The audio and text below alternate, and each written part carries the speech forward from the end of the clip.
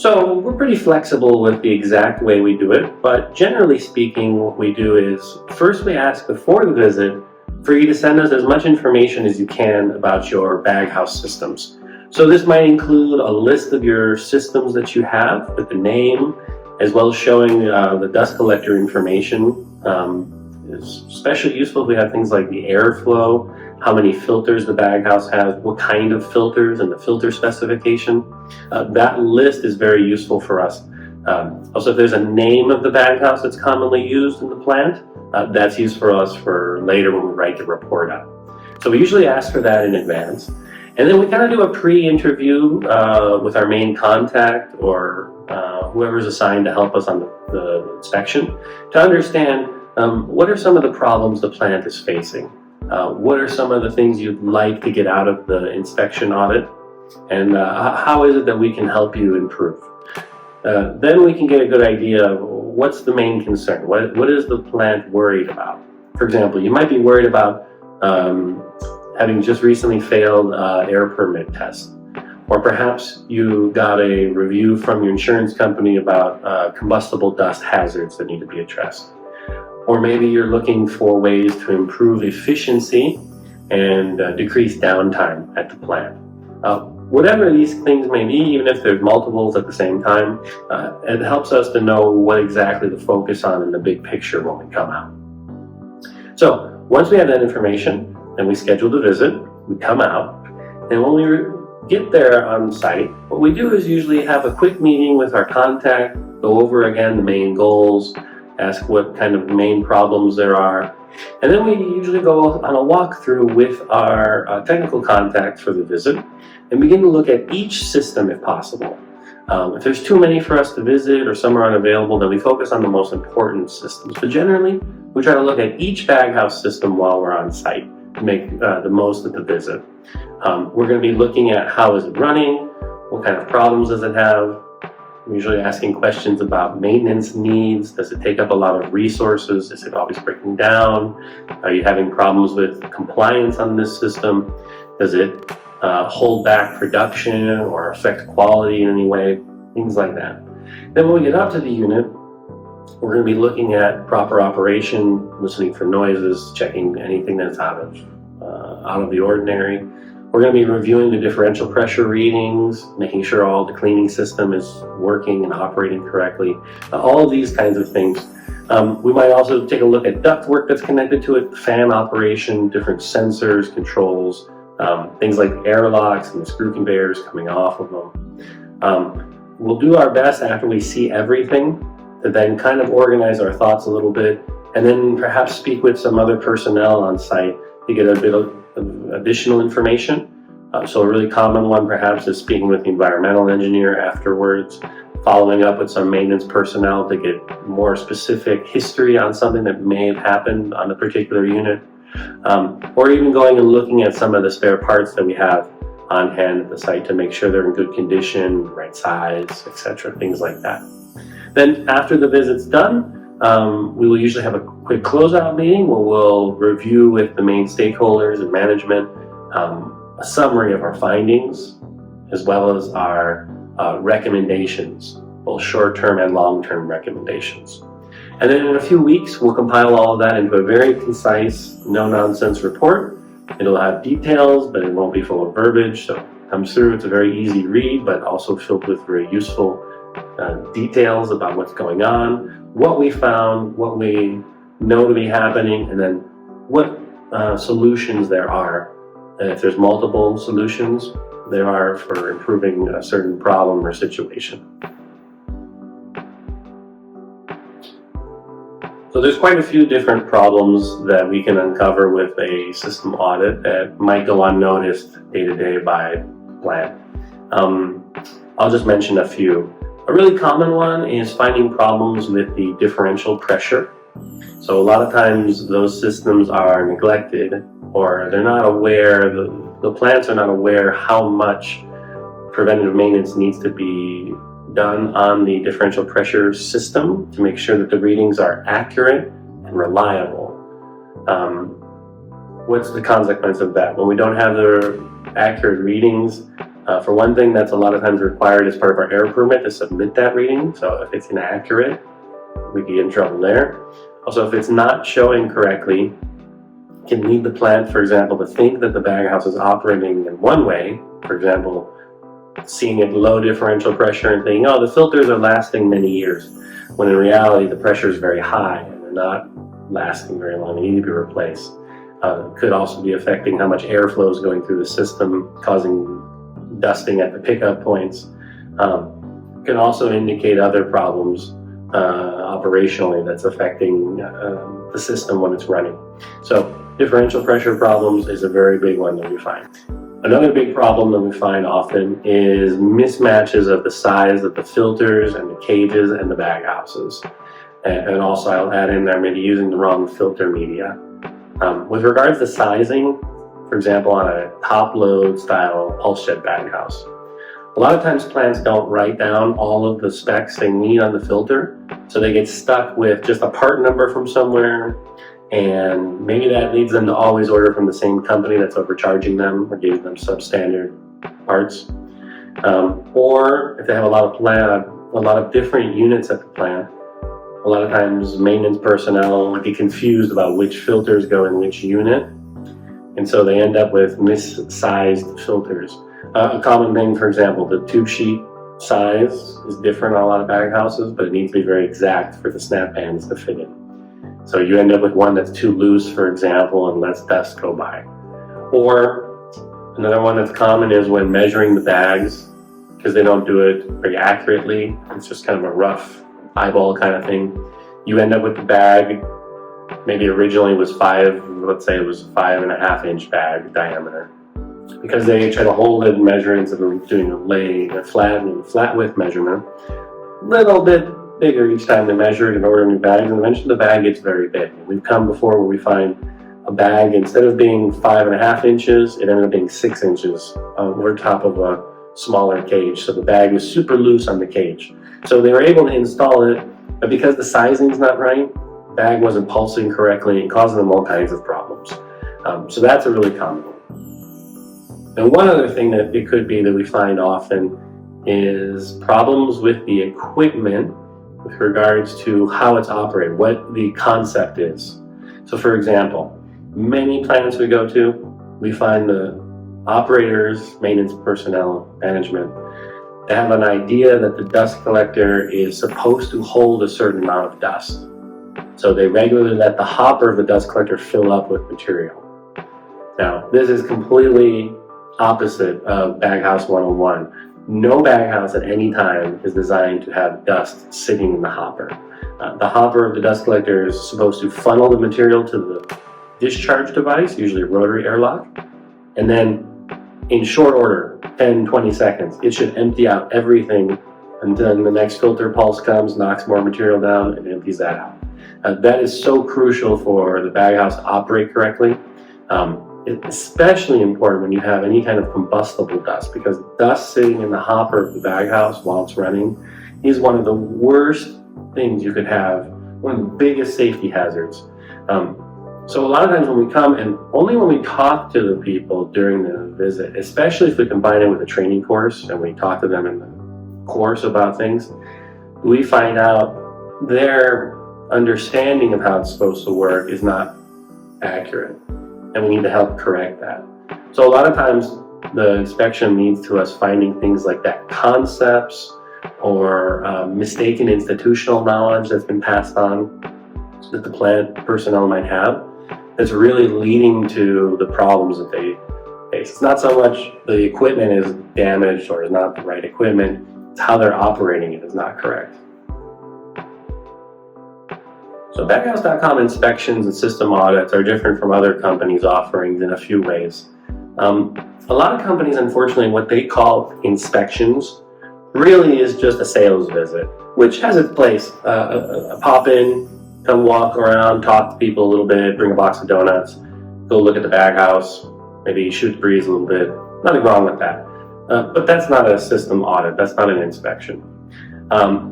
Other companies also maybe go too far the other way, and you want them to come out and take a look at a problem you have, and they come out with a team of 5 engineers they got their lasers and stuff like that, and they spend 3 weeks, counting the threads and the bolts that hold the ductwork together and give you then a 500-page report afterwards. That's just full of dense, unnecessary and unuseful information that only an engineer would love to read. We try to find a really nice balance there with being practical and efficient with our system inspections.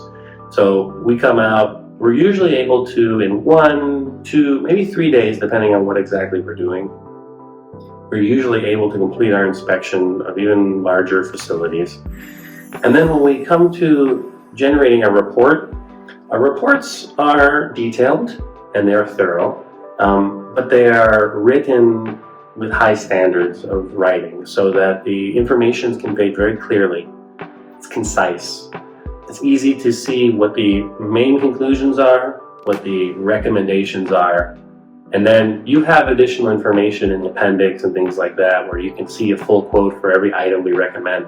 So you can go and dig into that later, but it's very easy to read and understand whether you're an engineer, an operator, manager, environmental personnel, whatever your role may be. The information is clear and accessible and understandable for everybody.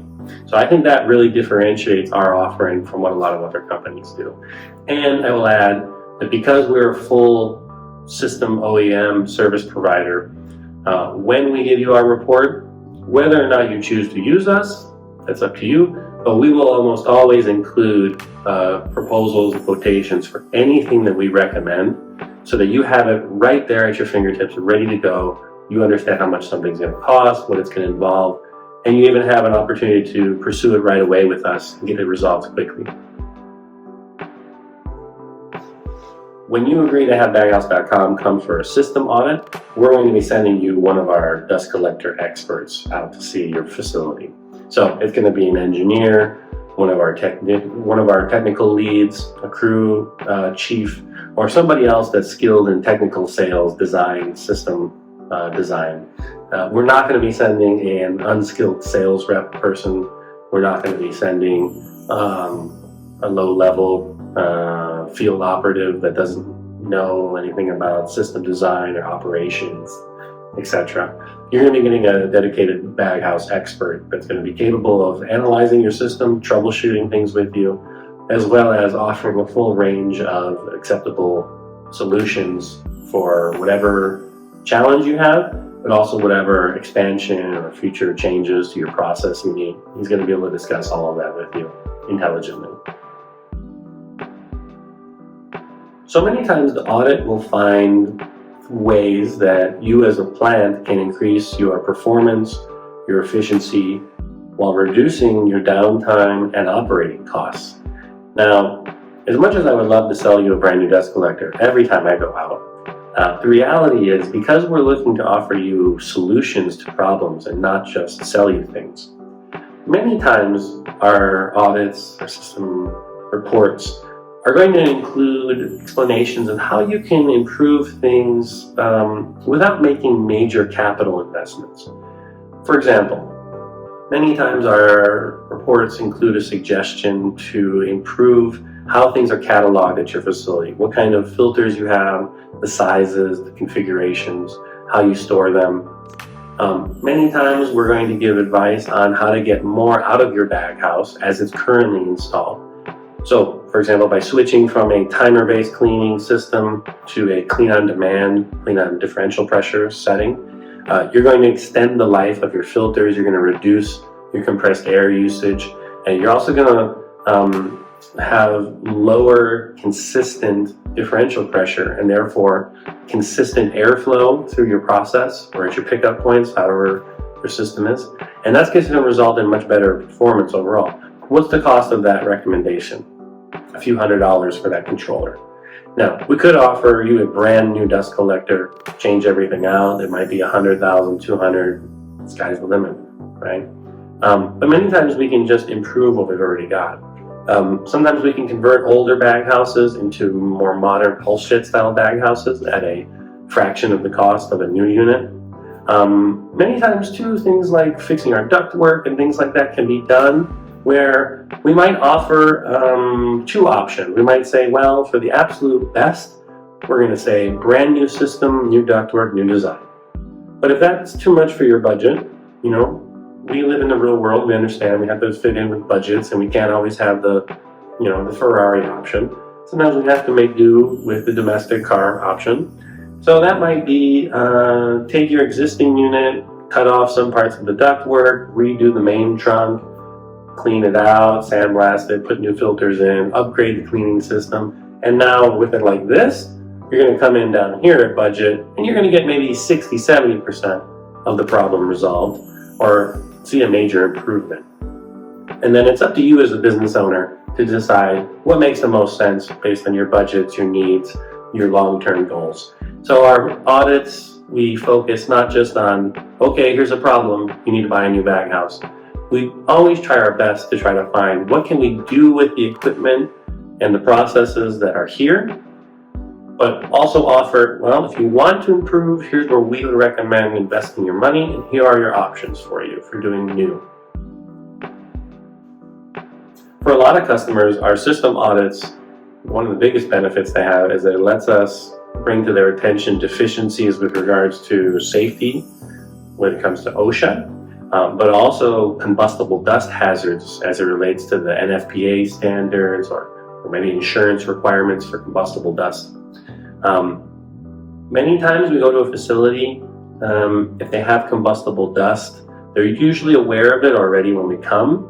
So it's not usually that we discover anything new there, but a lot of times plants have incomplete protection strategies in place. And I say incomplete with regards to what's required by NFPA standards or the local fire marshal, for example, or incomplete in the sense of not providing full optimal protection for protecting their equipment.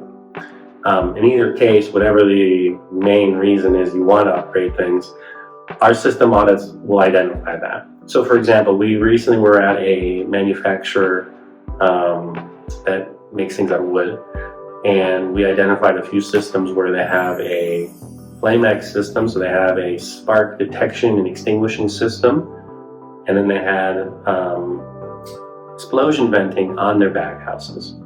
They asked us to review it. Well, we were able to identify that they only have two of a number of things that are usually required by the NFPA. So they had, because they were recirculating the air back into the building, they did not have any sort of explosion isolation on either the inlet, the dirty air going to the baghouse, nor on the clean air return coming from the baghouse back to the building, which is a crucial requirement in the NFPA standards. They also had no fire protection for the air coming back into the building. They also did not have they had a rotary airlock. The rotary airlock they have is not NFPA compliant. It's not rated to withstand fires and explosions. So that was deficient. Also, we identified the fact that the distances between the baghouse and the building with the existing Flamex system they have were actually too short. So the Flamex system was not in compliance with Flamex standards. So it wasn't going to basically catch the spark fast enough. So things like that we can find often when we come through doing our audits. We can identify perhaps other considerations that maybe they've overlooked. One that comes to mind is a plant that had a dust collection system that was installed correctly, handling combustible dust. And they thought it was good. But they had overlooked the fact that they had pointed the explosion vents on the baghouse directly at another silo that contained combustible materials.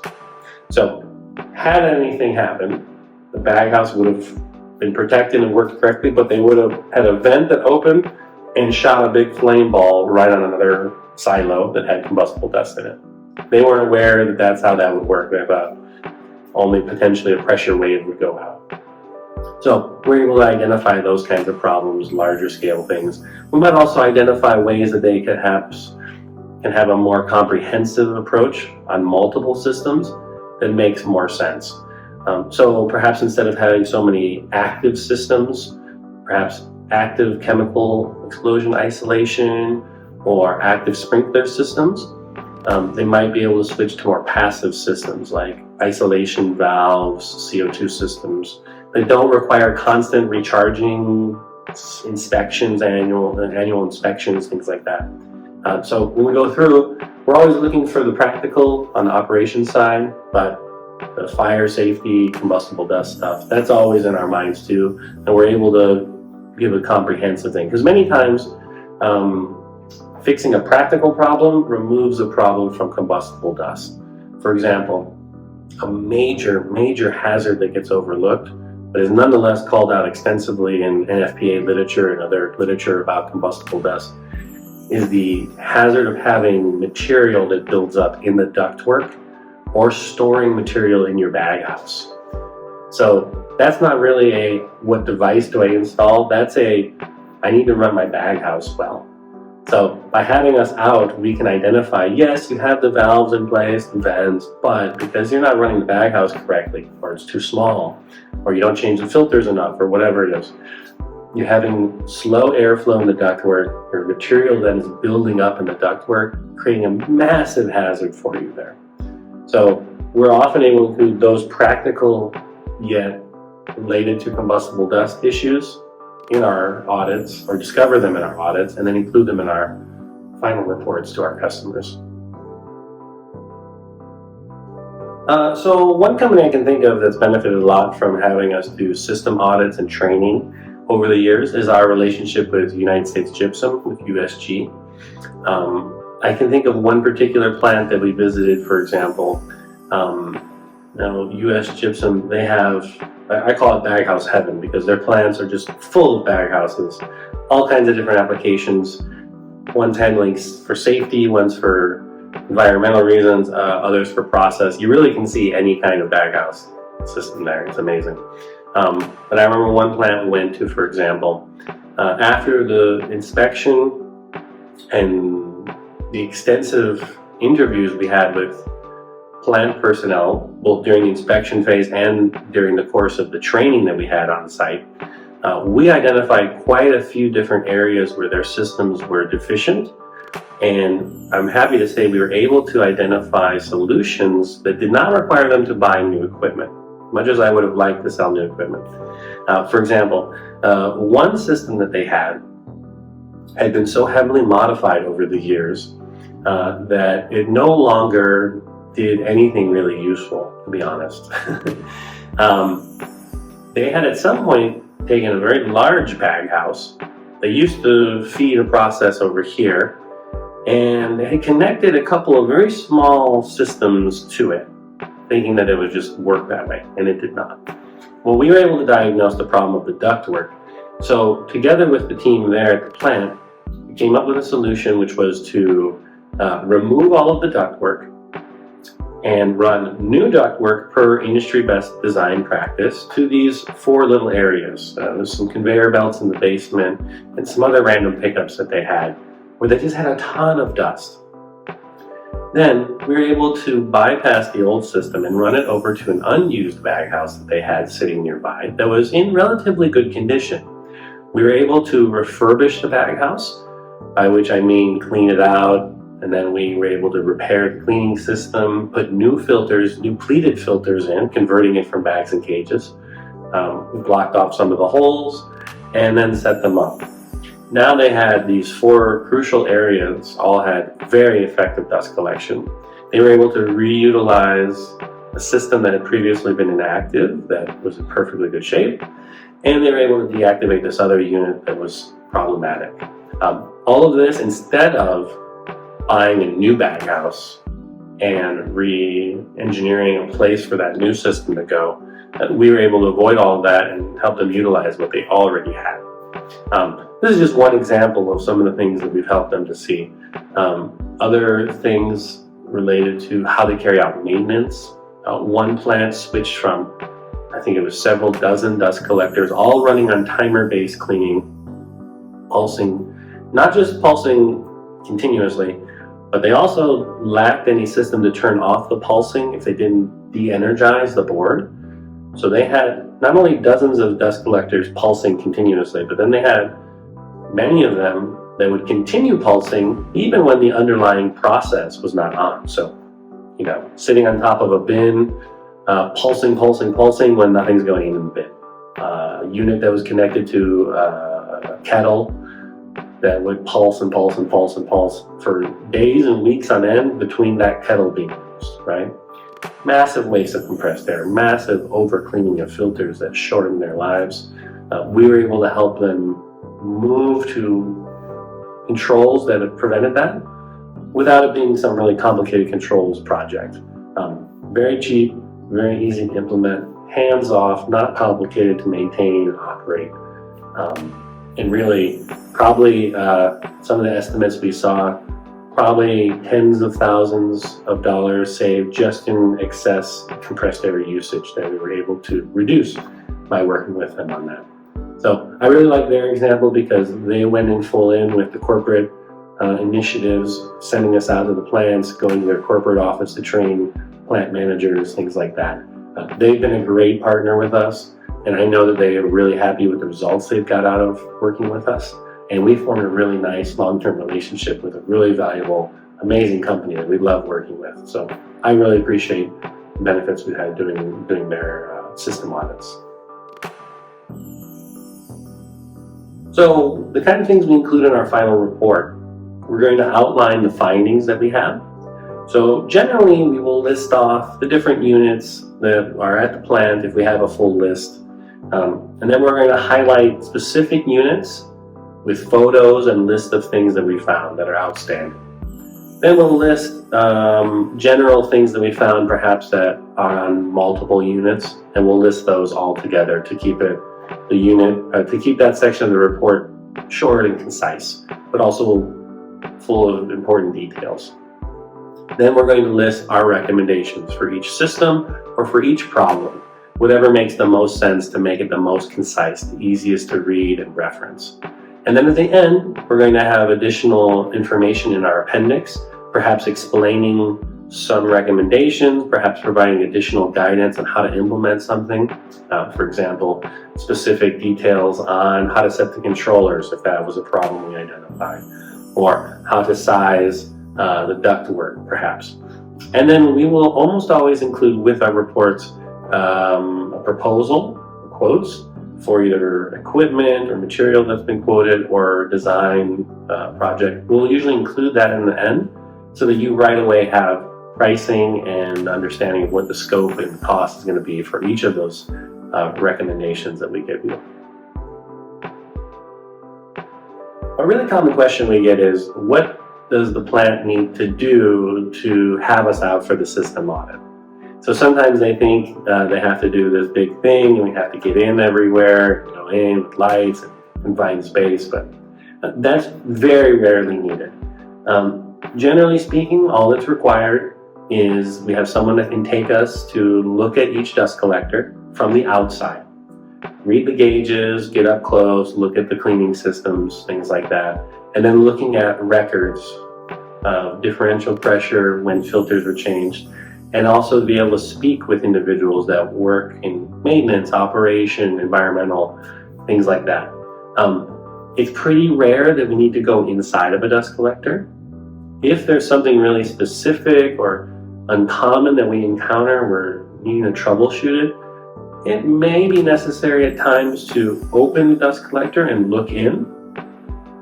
But in most cases, when that happens, we just need to open the door and look inside. We don't need to get into the baghouse. So there's no need for the confined space concerns or anything like that. Another thing is many plants worry about whether they'll be able to have the equipment running or shut down.